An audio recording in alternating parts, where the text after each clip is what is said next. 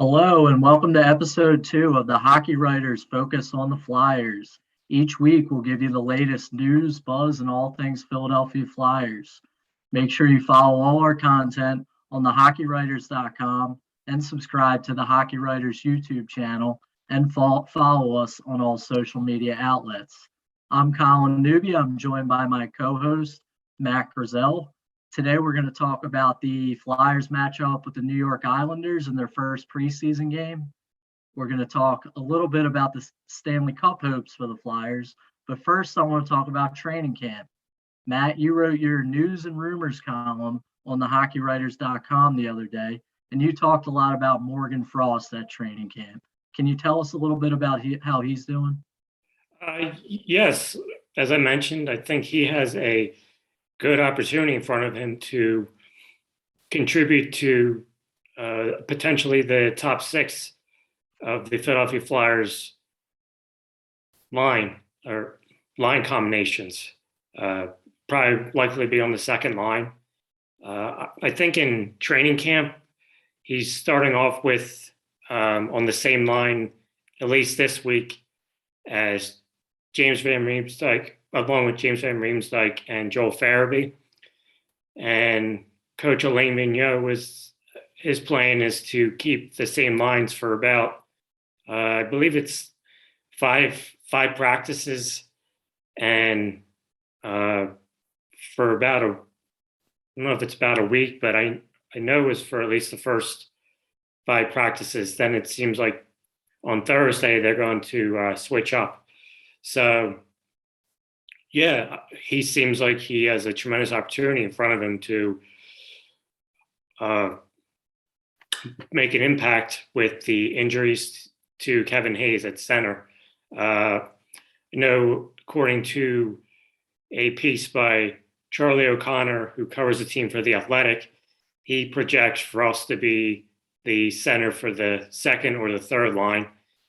At least off the top of my head, if he's on the second line and contributing scoring talent, I don't really see anybody who would, at least that I can think of, who could take over for him. Or his biggest competition, I think, would be Claude Giroux if they decide to move him back to center, given that Giroux has been one of the top players on the first or second line over the past several years. So, I don't know, to you, Colin, am I missing somebody who, because Derek Brassard and Scott Laughton, they don't seem like they would be on the top 2 lines. They seem to be more of the bottom 6. Sure, I think those roles would suit them better in the bottom 6, and Lawton maybe even as a winger in the bottom 6. But I think they will mix and match the lines as time goes along.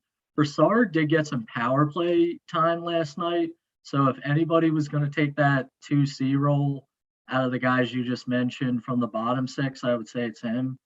But I think you're right with Giroux.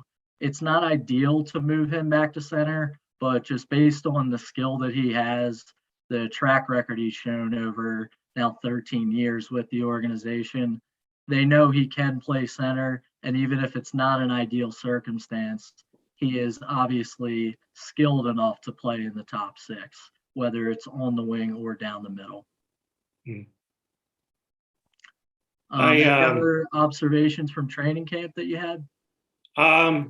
Just that also seems like Ivan Provorov and Ryan Ellis, they are kind of progressing along to their idea of being the top tandem for the Flyers defensive unit. Ellis kind of wants to get integrated right away and wants to get off to a fast start for the Flyers, I'm sure, and hopefully be that pickup or be in a kind of pickup for what Matt Niskanen provided for the Flyers when he was paired with Ivan Provorov prior to last season. It seems like that really affected Provorov's game. The other defensive pairings think we're aligned with what you had mentioned previous, Colin, in your roster predictions with Travis Sanheim and Rasmus Ristolainen, along with Keith Neandel and Justin Braun. So we'll see what how those defensive pairings come about, but I think for sure all eyes are on Ryan Ellis and if he can help Ivan Provorov bounce back from the year he had last year. Right. Now, one thing I wanted to mention, just being at the skate zone the other day, I saw Sanheim out there. He was staying late after practice and taking one-timers. And just the athleticism, the speed, the size that guy has, it's truly amazing. And I know he had a fairly down year last year, but I hope with a fresh start for him and a good training camp, looks like he's working hard. I hope he can get back on track. Now, you mentioned the slap shots.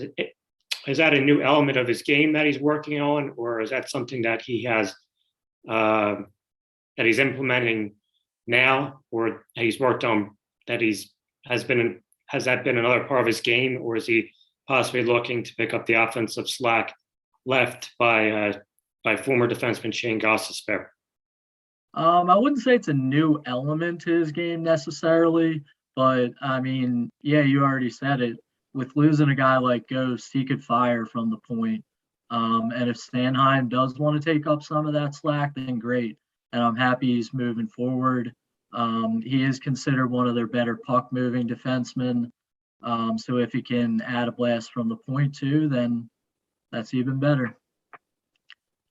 So I want to move on to the preseason game. The Flyers started off last night against the Islanders, who had already played at least one, I believe it was one game, if not two.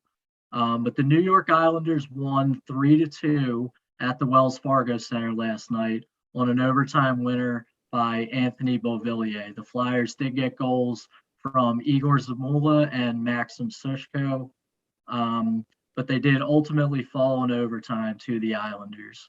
We got 5 more preseason games to go, including one tomorrow night against the Boston Bruins. But Matt, what did you see in the first preseason game for the Flyers? Well, right away, I noticed looking at the recap this morning, said that Carter Hart got off to a good start in the time he played. I think he saved, was it 17 shots or? In 2 periods, Yeah. he let up 1 goal, but I don't know how Okay. much saves he had. Yeah. I'm not quite sure actually.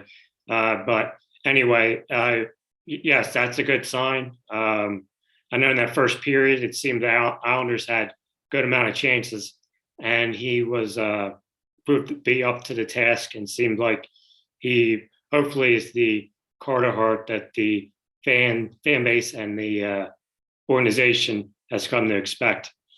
Also noticed on the goal by Zamula that Oscar Limbrom provided a nice screen in the on the front of the net.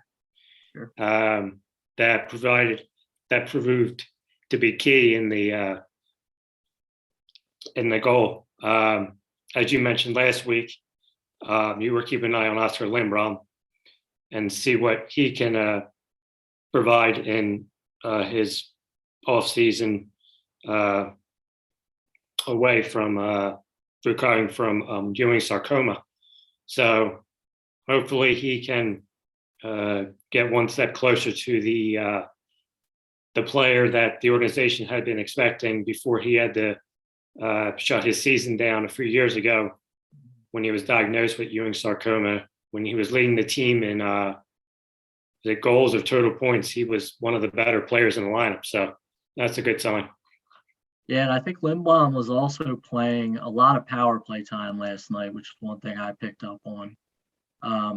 So good to see encouraging signs from him. What I wanted to talk about from last night was the defensive effort.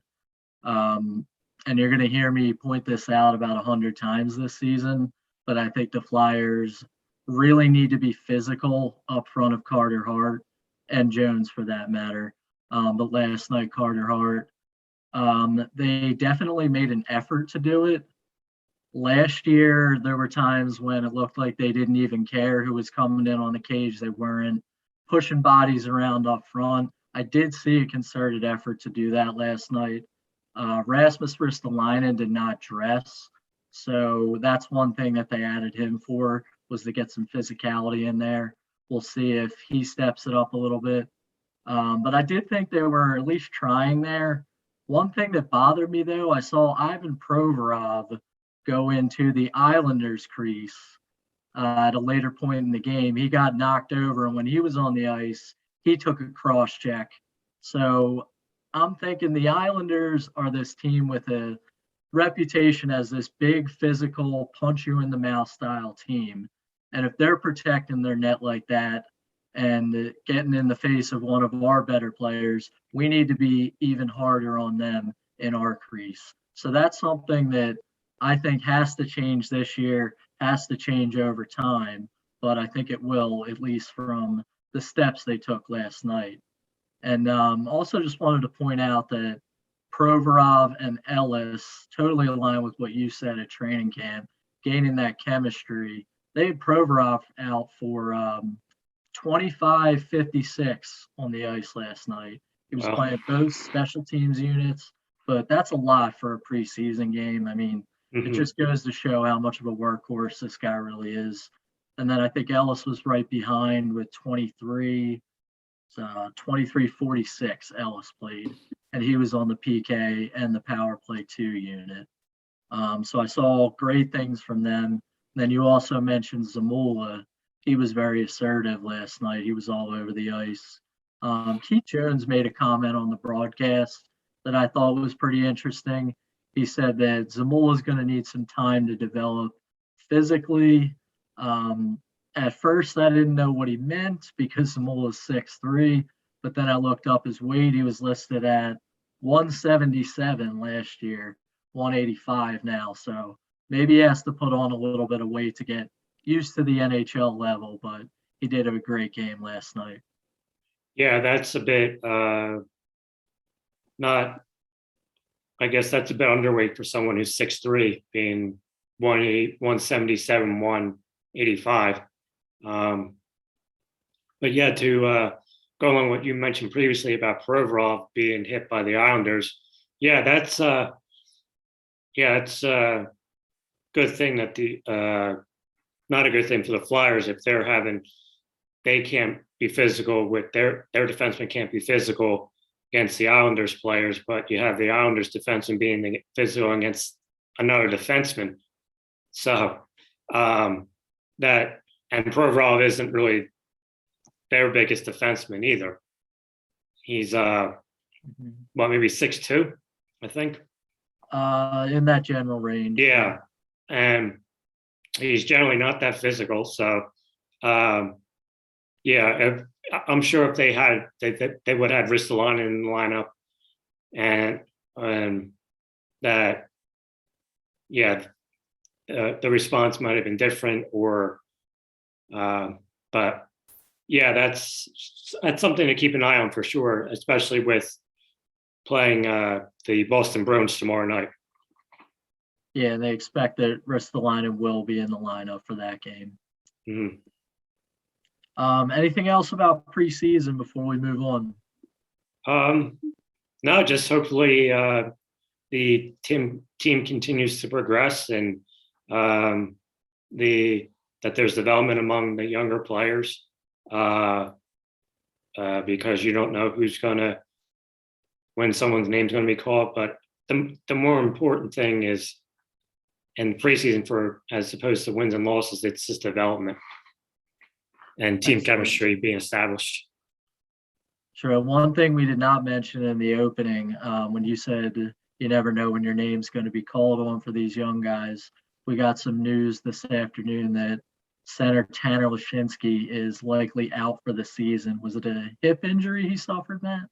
I believe it was an injury to his other hip that I don't know what hip he had injured prior to last year, or because I know he's recovering from a hip injury.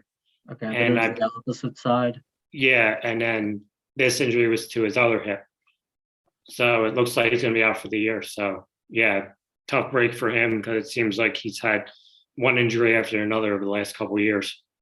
Yeah, we've heard good things about him potentially contributing in the bottom six, but there's another out. The Flyers are getting bit by the injury bug early.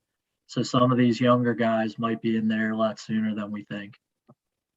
Yeah, it creates an opening, another opening for the center spot, another center spot. Whoever was behind Tanner Lashinsky has another opportunity to possibly Connor Bunneman jumping in there a little bit more. Yeah, and he was with the team he was with the Flyers last year. He's been up and down the past 2 seasons, really. Yeah. AHL, NHL, but I would expect that he does get a little bit more of an opportunity now.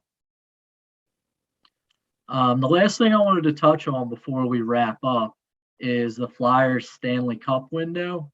I wrote a piece on the hockeywriters.com the other day, essentially pointing out that the Flyers Stanley Cup window is a lot sooner than you might think. With missing the playoffs last year, teams aren't expected to necessarily jump into contention right away. But I think with the trajectory that this franchise has been on, the offseason acquisitions, the veteran leadership that was added by Chuck Fletcher this summer, the Flyers need to contend right now. My basis for that being that the Ron Hextall era, you just didn't have enough tangible success to hang your hat on. That was 2014 to 18.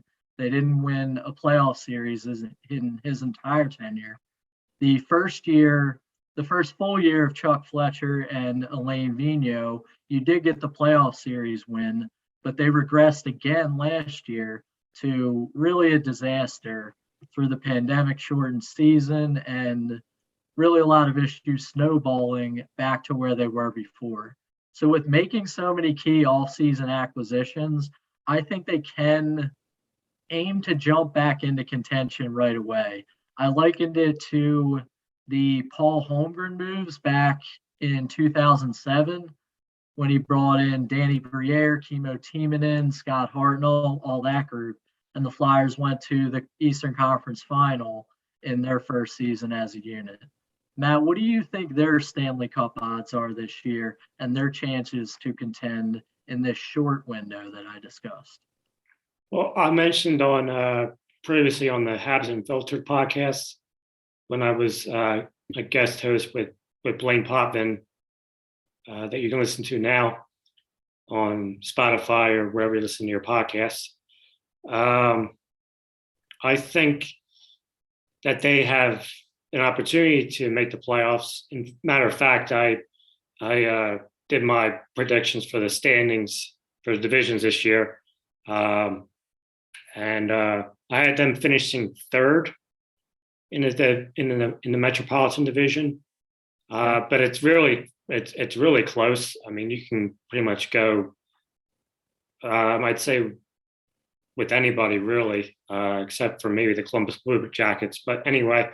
Yeah, I like their chances to make the playoffs, and I was curious when I had seen your piece and Stanley Cup window because I guess with their success of making the playoffs and not really doing much, and then missing the playoffs, so it was kind of I guess not taking into context.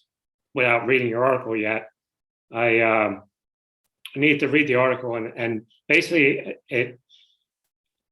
I get your point because you're pretty much building how they've been doing for when Hextall was the general manager for previous close to 5 years, as you mentioned. Now's the time to hopefully have all those pieces that were drafted and they're either developed or they're elsewhere, but they're likely with the team. So yeah, now's the time to eventually make that push for a Stanley Cup. At this point, it's kind of hard to, at least it's hard for me to predict. I just think it's so wide open with the exception of maybe the Islanders. I mean, I have them winning the Stanley Cup. I just think they are just, they need to do very little to get better. I mean, you saw they added Zach Parisi and Zender Char, but to get back to the Flyers, I think they'll be in the hunt. Maybe they win the playoff series or two. But they could also go down to as little as possibly qualifying for one of the two wild card spots as well. So the only disappointment would be if they don't make the playoffs at all. That's when you kind of have to be concerned as a fan base, and if you're in that organization, saying, do we have the right coaches here? We made a lot of those changes in preparation for this season. If they don't make the playoffs, then yeah, that is a major concern. But I think they'll return to the playoffs, and at bare minimum, they should possibly win a series or two. But beyond, possibly making the conference final or further than that, then that would be really exceeding expectations, I think. Yeah, just to retouch on a point you made a minute ago, the fruits of Hextall's rebuild, they really should be developed now. A lot of the younger players had down seasons last year, but I think it is time to capitalize on those and for those guys to become core contributors. And one thing that a commenter on the Stanley Cup window article pointed out, that the Flyers could be a lot like the 2007 Anaheim Ducks. That team had Teemu Selanne, they had Chris Pronger and Scott Niedermayer on the point. These were established veterans coming down to the end of the road, kind of like you could make the case that Claude Giroux is in a similar situation. But the Ducks also had Ryan Getzlaf and Corey Perry just coming into the league. I'm pretty sure they were both only 21 years old at that point. And that's similar to what the Flyers have right now with guys like Carter Hart and trying to make them some of the key cogs and being a contending team right away. So I thought that was a great comparison by our commenter, and maybe something to consider if you're looking for a past model of success going into the season. And the Ducks, did they win the Stanley Cup that year? Their Stanley Cup year, yeah. Yeah, because I think it was 2003. I know they lost to the Devils one year, I think that was a few years prior to that. That was a few years before with J.S. Mm-hmm. But the Stanley Cup team is the one I was referring to. Mm-hmm. Okay, that'll wrap it up for us. Thanks everybody for watching. Stay tuned for another episode late next week. I think we'll have that for you on Friday. And by then we'll have much more Flyers news and buzz to talk about. Have a couple preseason games in between. And remember to follow all of our content on thehockeywriters.com and subscribe to the YouTube channel. Thanks for watching.